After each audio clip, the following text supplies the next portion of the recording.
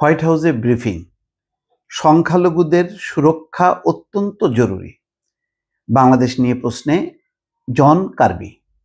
দর্শক, এইটা মানে শিরোনামটা দেখে এবং হোয়াইট হাউসের যেহেতু ব্রিফিং, তাতে মনে হবে যে না জানি কি আসলে একটা লক্ষ্যে প্রশ্নগুলো করা হচ্ছে যাতে হোয়াইট হাউস বা মার্কিন পররাষ্ট্র দপ্তর মানে রেসপন্স করে।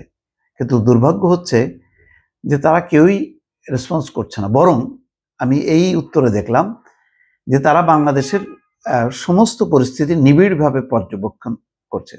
তো নিবিড়ভাবে পর্যবেক্ষণ করার পর যদি উদ্বেগজনক কোনো বিষয় থাকতো তাহলে তারা বলতো যে আমরা এই ঘটনায় আমরা খুবই উদ্বেগ প্রকাশ করছি এবং এর ব্যাপারে ব্যবস্থা নেওয়ার জন্য অনুরোধ করছি।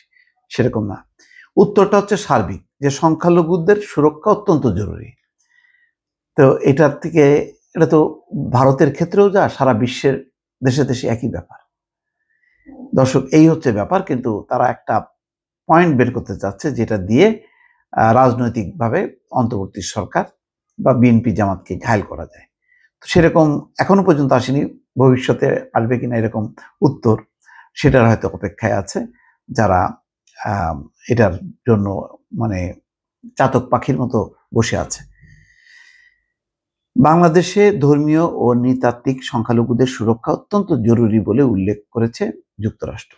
বৃহস্পতিবার হোয়াইট হাউসে প্রেস ব্রিফিং এক প্রশ্নের জবাবে যুক্তরাষ্ট্রের জাতীয় নিরাপত্তা পরিষদের কৌশলগত যোগাযোগ সমন্বয়ক জন কার্বি একথা বলেন।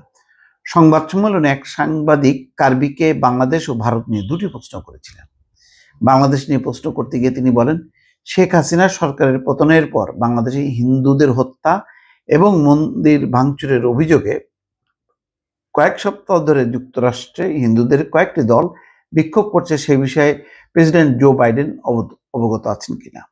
জাতিসংঘের সাধারণ পরিষদের অধিবেশনের ফাঁকে তার বন্ধু এবং বাংলাদেশের অন্তর্বর্তী সরকারের প্রধান উপদেষ্টা ডক্টর মোহাম্মদ ইউনূসের সঙ্গে সাক্ষাৎকালে তিনি বিষয়টি তুলেছিলেন কিনা।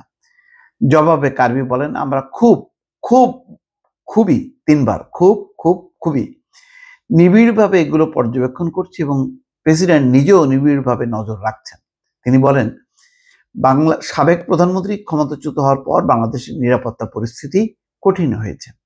এই চ্যালেঞ্জ মোকাবেলায় আইন শৃঙ্খলা বাহিনী এবং নিরাপত্তা বাহিনীগুলোর সক্ষমতা বৃদ্ধির জন্য আমরা অন্তর্বর্তী সরকারের সঙ্গে ঘনিষ্ঠভাবে কাজ করছি। তাহলে কি বোঝা গেল যে তারা খুবই ভাবে করছে এবং প্রেসিডেন্ট নিজেও নিবিড়ভাবে নজর রাখছে। এবং খেয়াল করেন যে আইন শৃঙ্খলা পরিস্থিতি মোকাবেলা করা বেশ কঠিন, সেই কঠিন কাজটা সবাই মিলে করছে, কোনো পয়েন্ট নেই।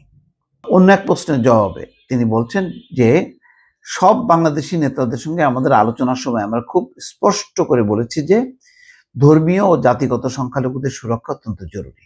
অন্তর্বর্তী সরকারের নেতারা বারবার ধর্ম বা জাতি নির্বিশেষে সব বাংলাদেশি নিরাপত্তা বিধানের প্রতিশ্রুতি দিয়েছেন।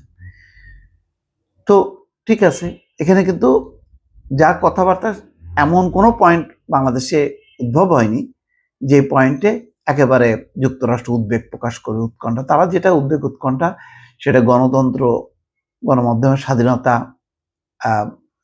সেই সব ব্যাপারে যেমন তারা চায় যে গণতন্ত্র থাকুক, গণমাধ্যমের স্বাধীনতা থাকুক, ঠিক তেমনি সংখ্যালঘুদের সুরক্ষা দেয়া, তাদের নিরাপত্তা বিধান করা জরুরি, সবার জন্য প্রযোজ্য, বাংলাদেশের জন্য প্রযোজ্য।